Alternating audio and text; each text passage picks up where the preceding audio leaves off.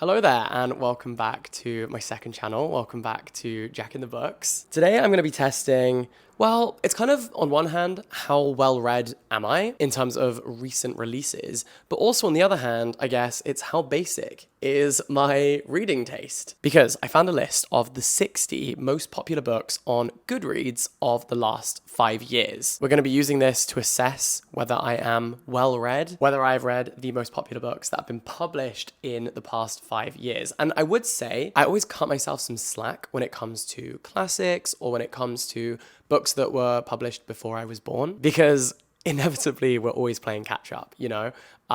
We are always trying to catch up on all of the books that were prize nominated or critically acclaimed, culturally acclaimed, celebrated in the years before we were born.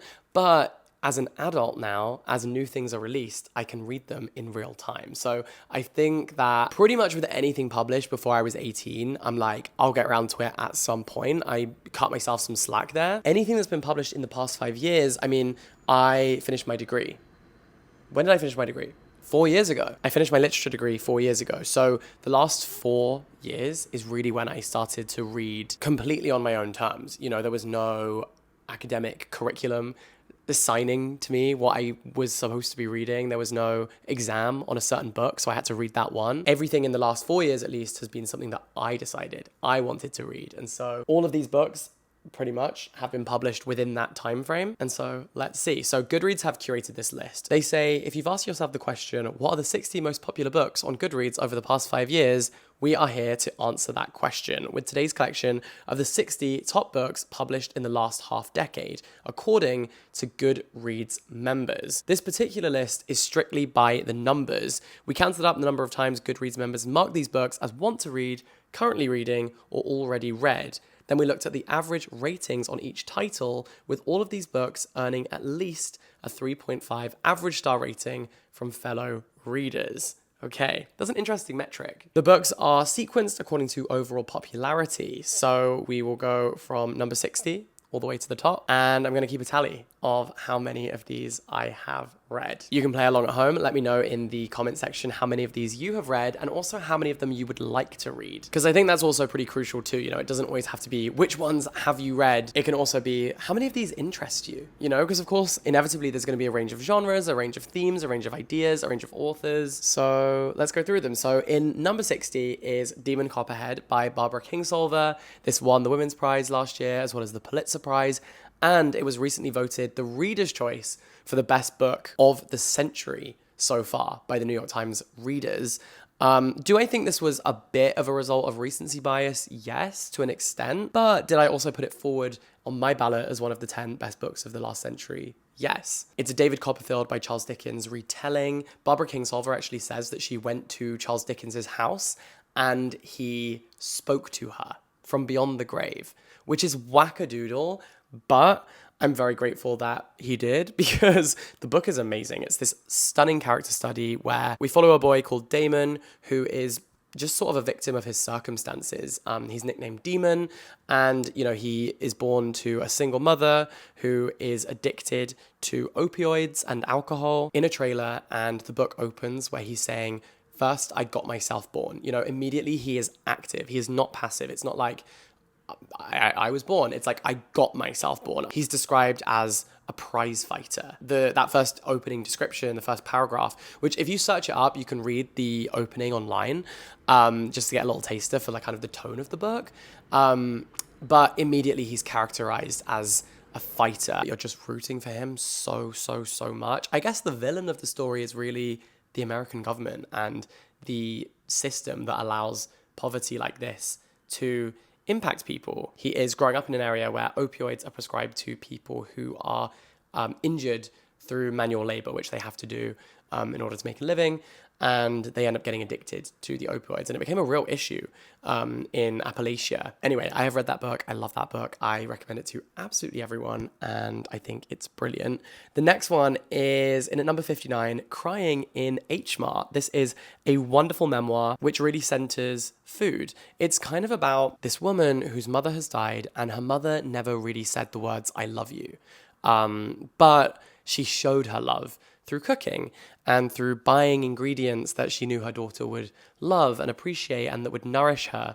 And so it's kind of about how love often manifests itself in peculiar ways, and not everyone is able to verbalize the love they feel for each other. And so in experiencing grief, she goes to H Mart, the kind of Asian supermarket, and browses the aisles, looks at the food, and that is what reminds her of her mother and what makes her feel close to her mother again. It's very emotional. I really love crying in H Mart, so I've read that one too. At number 58, we have Such a Fun Age, which is by Kylie Reid. I recently read Kylie Reid's second book, and I was really disappointed in it because I loved Such a Fun Age so much. So this is her debut novel, and there is some audacity to writing a debut novel this good and this punchy and smart and sharp. But basically it's about a black babysitter who is looking after a white child, and she's at the supermarket and she is accused of kidnapping the child.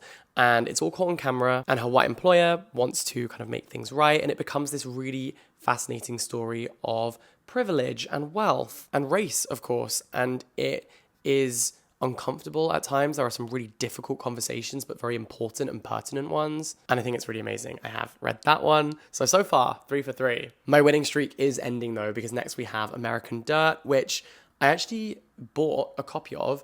And then I was told that the representation of Mexican people is pretty offensive in this book. A lot of you expressed concerns in my comment section when I said that I'd bought this book. And honestly, that just kind of left a bad taste in my mouth, and I decided I wasn't really too interested in reading this one, but it is a hugely popular book. I know it was part of like Oprah's book club and stuff like that. So let me know if you have read it, and if so, what did you think?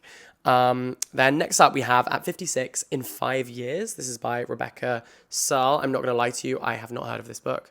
I can see it was a Good Morning America book club pick, a New York Times bestseller, but this one has completely slipped my radar. So one that is unavoidable, quite frankly, is Twisted Games by Anna Huang. Twisted series is absolutely everywhere. It's a BookTok sensation, hugely popular on TikTok. I have not read any of these books yet, but I'm not ruling it out, because one thing about me, nosy. One thing about me, inquisitive. One thing about me, I hear mixed reviews of a thing and then I'm like, I need to read it. I desperately want to read it now. So I have heard so many mixed opinions of this book, and that just makes me want to read it even more. So I think I will get around to the Twisted series at one point, but I think Twisted Games is number 2 in the series.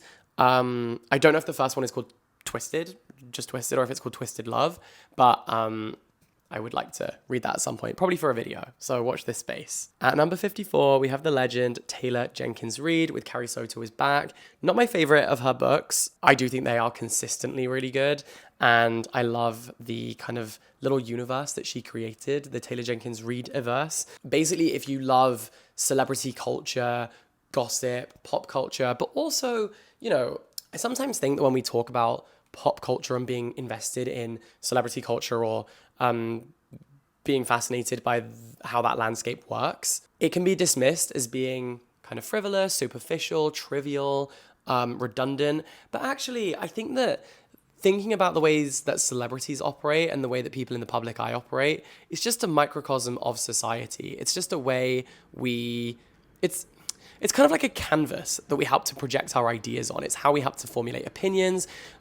Seeing celebrities make mistakes or do good things is how we as a society have conversations. It's how we help to establish what is right and what is wrong. You know, like you see celebrities cheating, or you see like a celebrity court case, and their mistakes and their wins being put on a public stage means that we have the advantage of being able to watch as voyeurs and form opinions, and establish moral and social codes and conventions. We hear our friends talking about people in the public eye, and they say, I think this person did this and it was wrong. I didn't like this person's tone in this interview.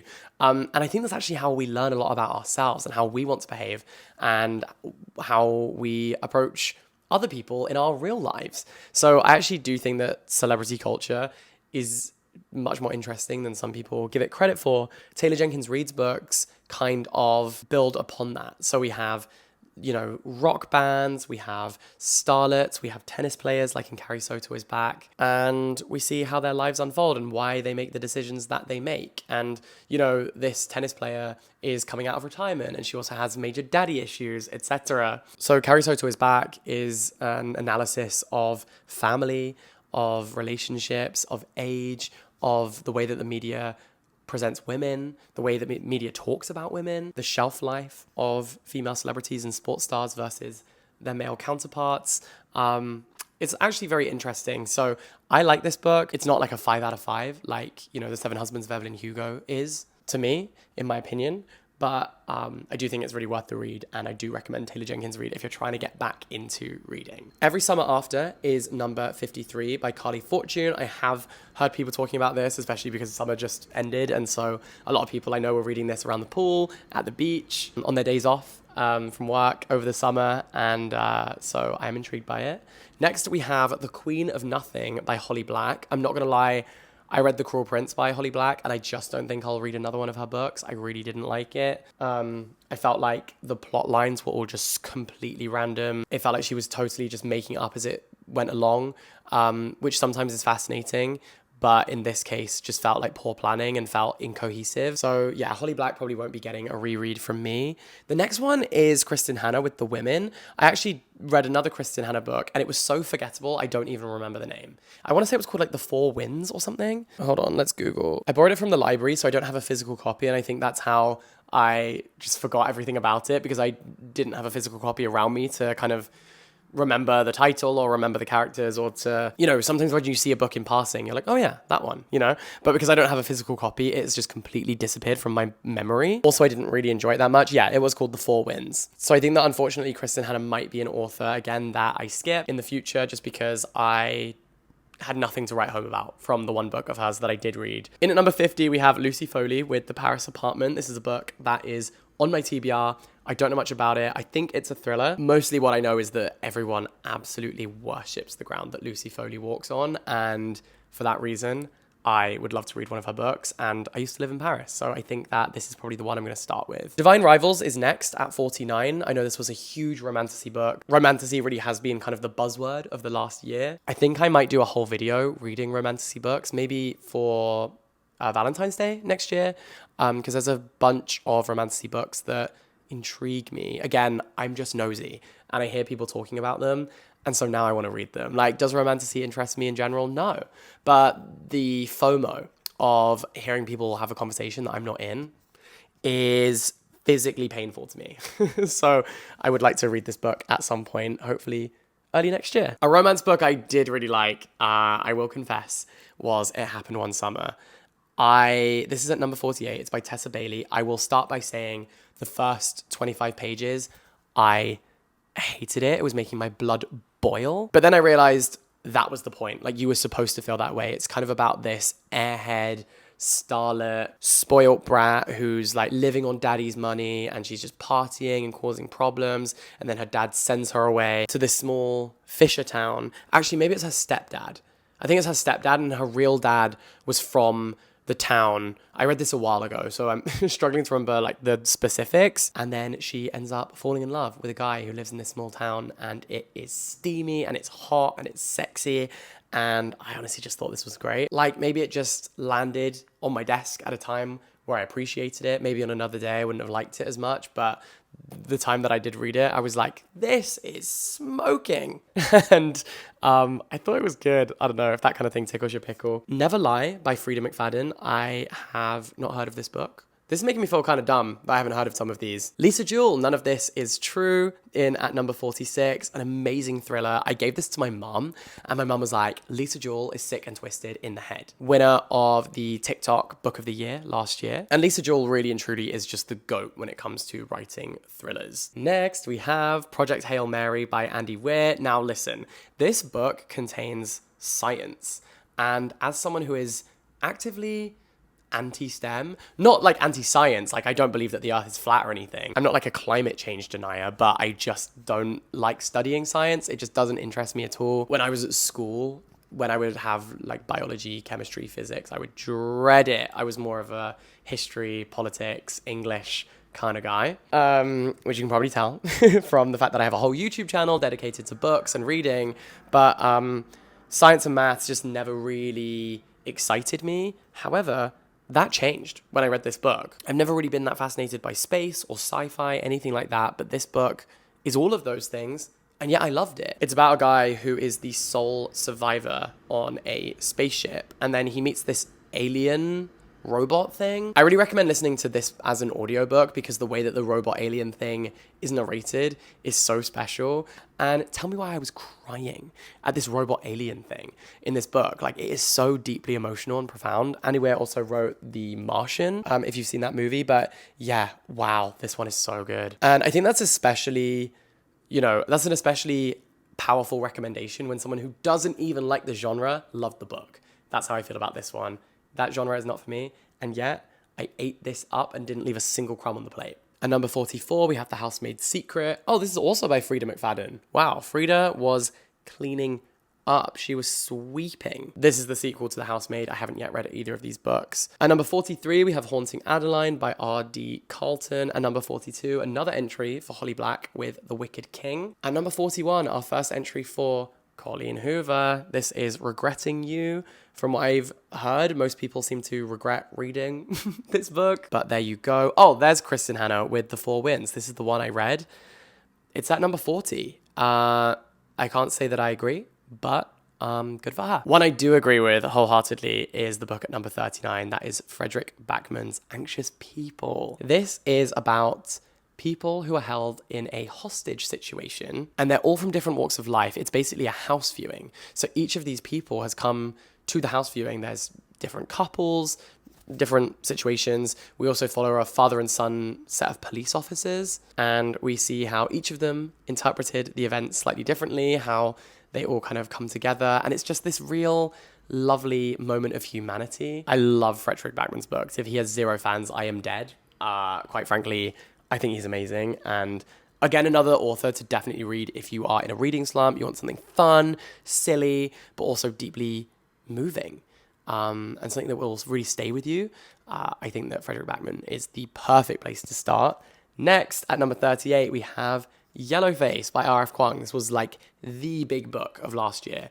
And we're kind of like the last half of last year and the first half of this year. This was the book. This was that girl. It's apparently being turned into a movie. I'm very intrigued to see who they will cast in this. But it's all about stealing identities. It's a kind of searing commentary on the publishing industry. Do I think it's a little heavy-handed at times? Yes. I think that I love R.F. Kuang's books, right? I love R.F. Kuang in general. But what I would say about her is that I think she sometimes underestimates the intelligence of her reader. Like, R.F. Kuang is the smartest person in publishing right now, I'm telling you. I've been to a ton of her talks, and she's the smartest person in every room she enters. Like, watching an audience with her is watching 50 to 100 people fall in love with one person, and that person is R.F. Kuang. However, I will say that with a book, you can trust that your reader has time to catch up with you. You don't need to over-explain everything. I think in Yellowface, the arguments and the commentary is a little overdone. Like she kind of slaps you around the head with it. By the first 100 pages, you've sort of got her point, but she goes on for about 300. I like this book. I think that it just needed some different editing. And I don't think they needed to like hammer it home quite to the extent that they did. But very excited about the movie, and also excited that these conversations about publishing and representation are happening, and that someone as smart as R.F. Kuang is at the forefront of that. Next, we have Remarkably Bright Creatures by Shelby Van Pelt. This is a book that I just feel like I need to read. I don't know why I haven't yet. I absolutely need to. We have The Perfect Marriage by Geneva Rose at 36. Then at 37, The Spanish Love Deception. If you've been watching my videos for a while, you know how I feel about this one. This one boils my piss. I think it is so daft. I think it is trope bingo, especially at the end of the book. She's just firing tropes at you for absolutely no reason. It's so cliche. I think a lot of the logic is flawed. I generally just hate enemies to lovers anyway, because I never really believe that people... I think it's very juvenile, because I don't think that many people truly have enemies in the way that people have enemies in these books. And also I feel like the fact that it's advertised as enemies to lovers is essentially just a big spoiler, because now we know what's going to happen. We know they're going to fall in love. So right from the very first page, the tension is completely gone because I already know what's going to happen. So I know that some people enjoy that. They find it kind of relaxing that they know that the love is inevitable. And that's, I guess, part of the charm of a romance. But for me, I just find that kind of destroys anything that could keep me interested in the book. We then have The Maid by Nita Prose. Is that what Margaret Qualley was in the adaptation of? I could be wrong, but I think that's right. Then at number 33, The House on the Cerulean Sea by TJ Klune. This is charming and warm and cozy. It's about these monsters at a kind of foster home. It's really interesting, though, if you look into what this is actually a kind of metaphor for, kind of an analogy for. What's the word I'm looking for? Allegory. What it's an allegory for. It's about these kids who are mistreated in foster homes in Canada. So I love a book with a kind of deeper context. But The House on the Cerulean Sea is really, really sweet. Next, at number 32, we have The Ballad of Songbirds and Snakes. Now, this is the prequel to The Hunger Games. I wanted to read this. Then when I was at university during the pandemic, during the lockdown, my two housemates both read this book and they basically just told me what happens in it. So at the time I was like, well, I guess I don't need to read it now because they've spoiled it for me. But now I do feel kind of left out, especially because there's going to be another Hunger Games book, prequel kind of thing. Maybe I should get around to reading this one. Now, before we get into the top 30, I wanted to let you know that today's video is very kindly brought to you by Squarespace. Squarespace is the all-in-one platform for building a website or an online brand. And the best news is you don't need any coding experience. You just need to use their amazing range of templates. You can customize them. They also have amazing AI smart design, which combines all of Squarespace's incredible features. There's the ability to make a blog, to make an email sign-up list. There's AI SEO to make sure that your website is actually appearing in search results. And if all of the above sounds good to you and you're ready to make and customize and develop your dream website and put your best foot forward when people want to discover you, you can head to squarespace.com right now for a free trial and then use the code JackInTheBooks at squarespace.com/JackInTheBooks to get 10% off your first purchase of a website or domain. Thank you so much to Squarespace for working with me. Icebreaker by Hannah Grace. I have a whole video about Hockey Smart where I read Pucking Around or Pucking Wild and Icebreaker. Cheesy, smutty, ridiculous. There's a scene where they have sex in the back of an Uber, which is crazy. At number 30, we have From Blood and Ash by Jennifer L. Armentrout. This sounds AI generated. I'm sorry. It sounds like every other fantasy book. I'm sorry. I'm sure that people would say the same about literary fiction. Like all of these book covers just look the same. But there's something about fantasy books that to me, like they all just look the same. I know that's wrong. I know that's not right. Please don't come for me. But there's something about them. Like the fact that the font on every cover is the same. The fact that they all have these like petals or flowers and swords and the color palette's always the same. Like it doesn't tickle my pickle. Sorry. Deeply ironic because the next book at number 29 is The Vanishing Half. And there was this whole parody thing, commentary at the time of like all literary fiction books at one point had these weird, vibrant, colorful faces merging covers. So I totally get the irony and the hypocrisy here that I'm saying all fantasy books look the same and then literary fiction books for a whole year all look like this. But I really liked this one. It's about these two sisters. It's based on the book Passing by it's going to come to me, Nella Larson? I'm Googling to check. Yes, it was Nella Larson. Oh, he's good. Anyway, it's based on this book, Passing by Nella Larson, and these two sisters are black but could be white passing. And one of them chooses to live their life passing as a white woman, and the other lives her life as a black woman. And it's about how their lives diverge from that point. It's then about their children and kind of the next generation, how that impacts them. And I just loved it. At 28, we have The Inheritance Games. I liked this. I read the first one in the series, but nothing made me want to read number 2 and 3. So take from that what you will. It was a quick read. It was a fun read. This girl finds out that she has inherited an absolutely absurd amount of money from a family she doesn't really know. And so she's like thrust into their attention, and there's lots of questions as to why this money has been given to her. There are these siblings who kind of all fight for her attention. She kind of fights for their attention. And yeah, it's a good one. It's YA, but I think it's good fun. At number 27, we have Twisted Love by Anna Huang. Number 26, we have The Unhoneymooners. At number 25, Sarah J. Maas with Crescent City. I was wondering when Sarah J. Maas was going to turn up. She's like a rash you just can't get rid of. At number 24, we have Things We Never Got Over by Lucy Score. I haven't read this one yet, but I am going to for an upcoming video because I just see it everywhere. And again, it feels like a gap in my knowledge of that kind of genre, the romance genre. I think it's romance. Oh yeah, the subtitle is He's Absolutely Not Falling for the Good Girl. So I want to read that one. And number 23, we have Iron Flame by Rebecca Yarros. This is the sequel to The Fourth Wing. It was rushed. It was rushed. It feels like they just copy and pasted book one and then changed the details. It has the exact same plot line, the kind of, not plot line, but the same character arcs and plot development, I guess. The tension is exactly the same as book one. And so we basically, at the beginning of the book, reverse everything that happened in book one back to square one. It's just silly. It's just daft as a sequel because there's no real proper meaningful development of these characters. It's just like, hey, what if we did the same kind of thing again, but they're just a year older now? I think the writing is kind of shabby. Feels like it needed more editing. It's just rushed. You can tell it was a big sensation. The Fourth Wing was a big sensation, and they were like, how quickly can we get another one of these out into the world? And the answer was too quick. It was too quick. We could have waited a little bit longer and you could have made it good. The next book, speaking of good books, at number 22 is I'm Glad My Mum Died by Jeanette McCurdy, one of the best celebrity memoirs ever. This is the gold standard. Oozes with personality. Jeanette McCurdy is a phenomenal storyteller. It's about the way that her mother mistreated her, how she was horrible to her. It is really harrowing, I would say, at times, but definitely an insight into what was going on behind the scenes on the shows that I was watching as a child, and how kids sometimes are seen as assets by their parents, and that is so cruel and horrible. At number 21, we have Happy Place by Emily Henry.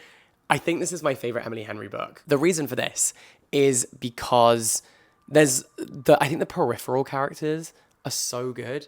Like, all of her friends are believable. The way she talks about friendship, even just in the early pages, is so special. I like the idea that a happy place can at times feel like a physical space, but ultimately you realize it's the people.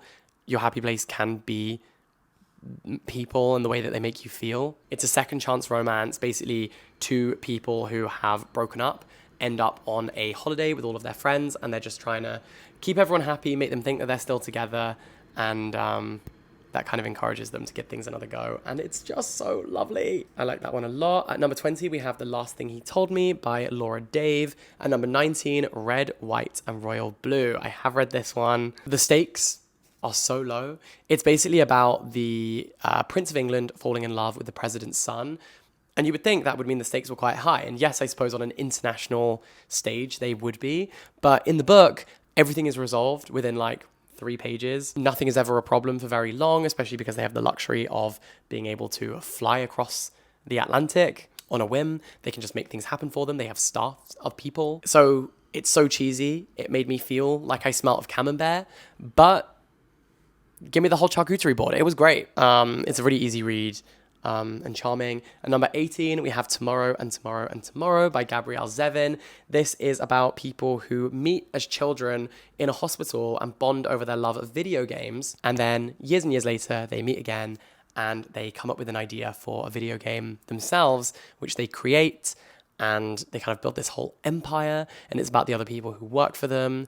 And it's really, really powerful. There is a scene in this book you will never, ever forget reading.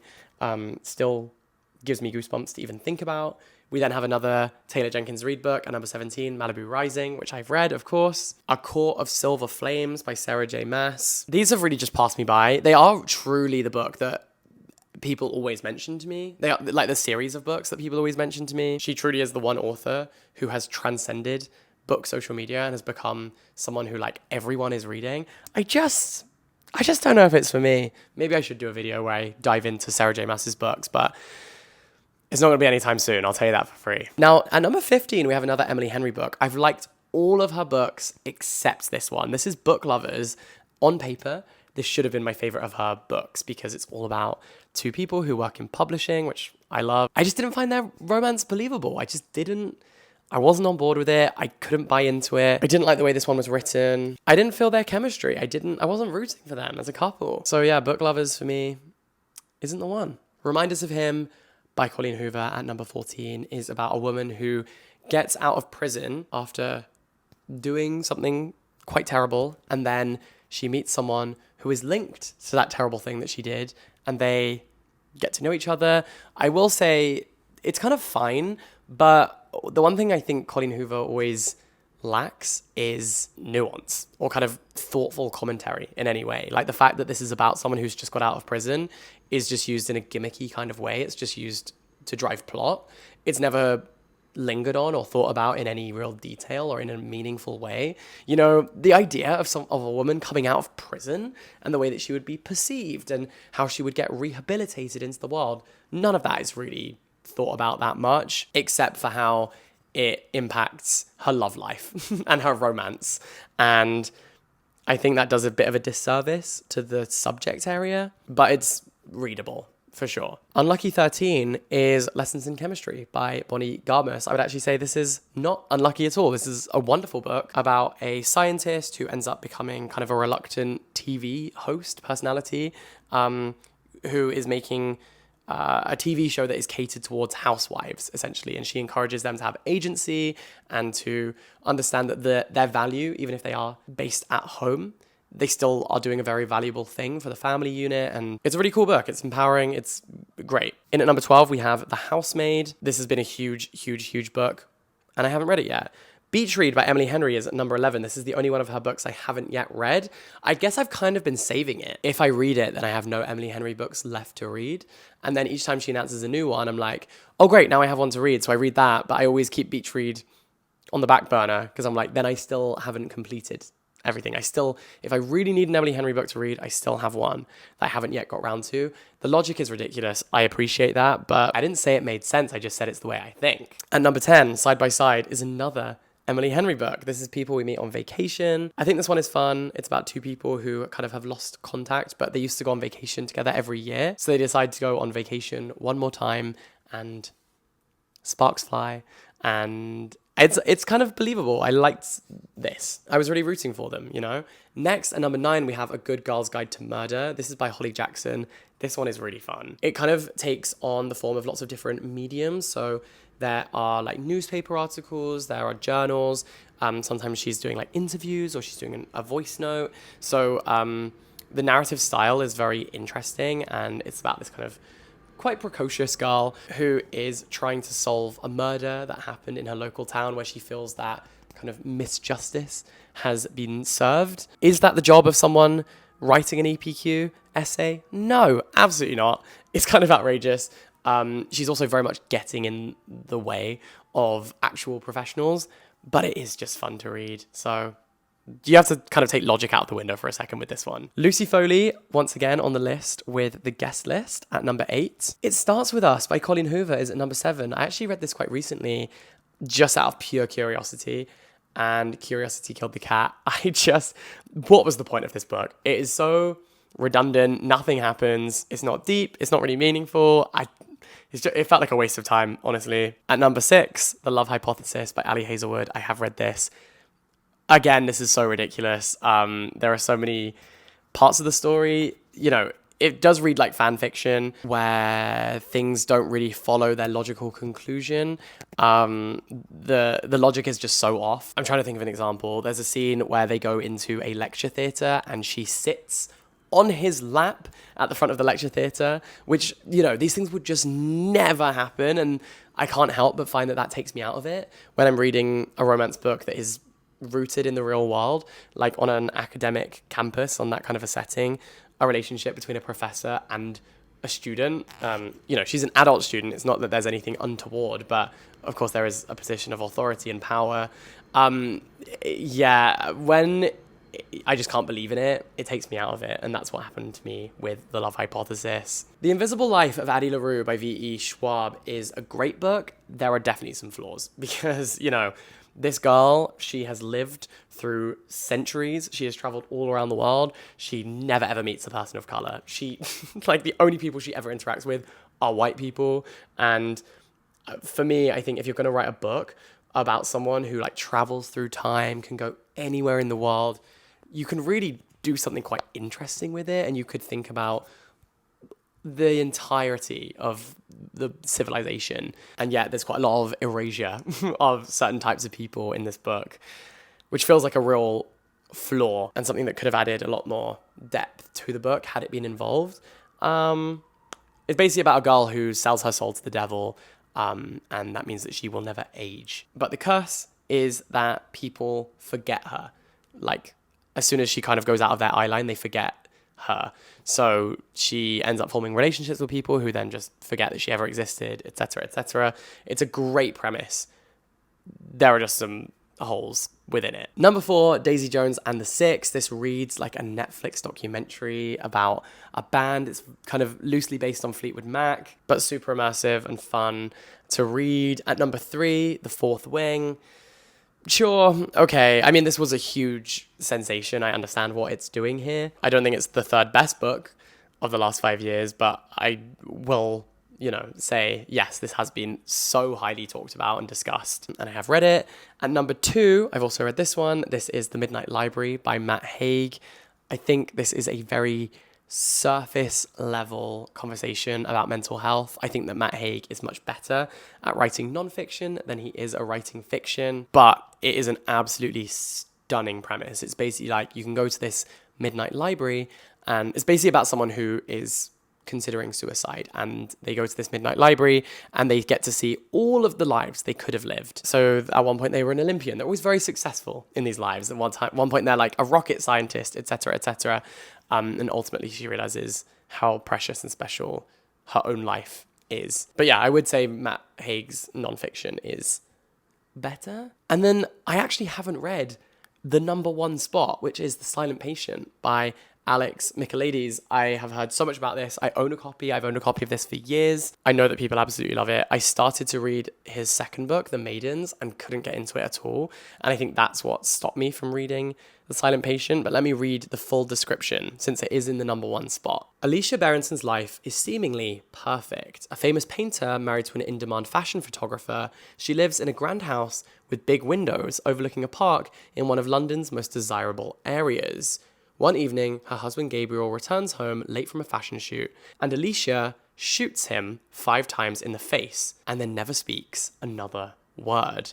Alicia's refusal to talk or give any kind of explanation turns a domestic tragedy into something far grander, a mystery that captures the public imagination and casts Alicia into notoriety. The price of her art skyrockets, and she, the silent patient, is hidden away from the tabloids and spotlight at the Grove, a secure forensic unit in North London. So there you go. It is now time for me to tally up how many of these I have read. Let's see. 1, 2, 3, 4, 5, 6, 21, 22, 30, 31, 32. Okay, I've read more than half. That is a win. I'm taking that as a victory. 32 out of 60. What is that, like? Just over 50%. I'm not going to do the maths. I don't know. And that's a win. I will take that. So let me know in the comment section down below how many of these have you read. We will crown a grand winner in the comment section of the person who has read the most of the 60 most talked about books on Goodreads that were released in the last 5 years. If you want to follow me over on Goodreads, you absolutely can. I'm also on the Story Graph. I also post my reviews on Instagram and TikTok, and of course here and on my main channel. Thank you so much for being here. Thank you for watching. All the best. Stay in touch. Have a wonderful day, and I will catch you next time. Bye-bye.